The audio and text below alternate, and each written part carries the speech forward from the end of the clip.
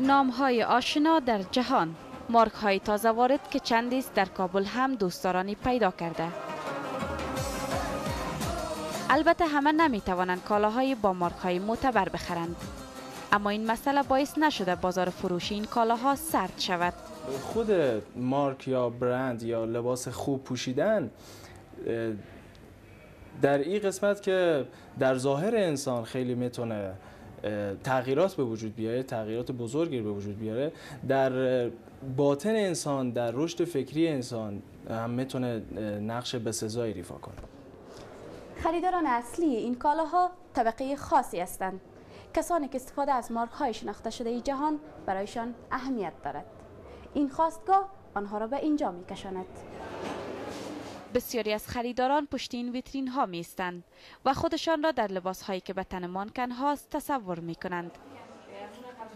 از وسوسه های زایده عصر مدرن در یکی از سنتی ترین کشورهای جهان. من شخصا خوش دارم کسی که چیز پاک و یک چیز اصل می پوشه، چون برخلاف نظر دیگران که میگن نه لباس پوشیدن هیچ به شخصیت یک انسان مربوط نیست، من فکر میکنم به شخصیت یک انسان مربوط است.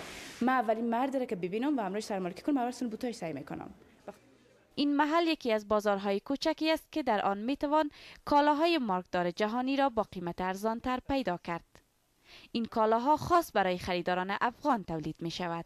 مثلا در امریکایی را جور میکنه قیمت بالاتر، اما در اینجا جور میکنه کم پایینتر قیمت ارزانتر، چون اقتصاد ما ضعیف است. یک کمی که کوالیتیش پایین جور میکنه و ارزان فروش میشه. در اینجا برخی برای این دنبال مارک های معتبرند که خود را از دیگران متمایز کنند. برای عده دیگری هم کیفیت خوب مهم است. 10 سال است که درهای افغانستان بر روی بازارهای جهانی باز شده و البته بر روی فرهنگ‌های مختلف. فضا باز بوده نسبتاً برای ورود عناصر فرهنگی جدید و این عناصر فرهنگی جدید اکنون در طی سالهای اخیر دست کم میزان وارد شدنش و میزان جذب شدنش در زیست جهان فرهنگی جامعه افغانستان شتاب بیشتری پیدا کرده. اوسط درآمد سالانه این مردم کمتر از $1000 برآورد شده است. با این وجود هستند گروهی از شهروندان افغانستان که درآمد خیلی بالاتر از این دارند و با زندگی در جهان پیشرفته هم آشنااند. بهار جویا، BBC، کابل.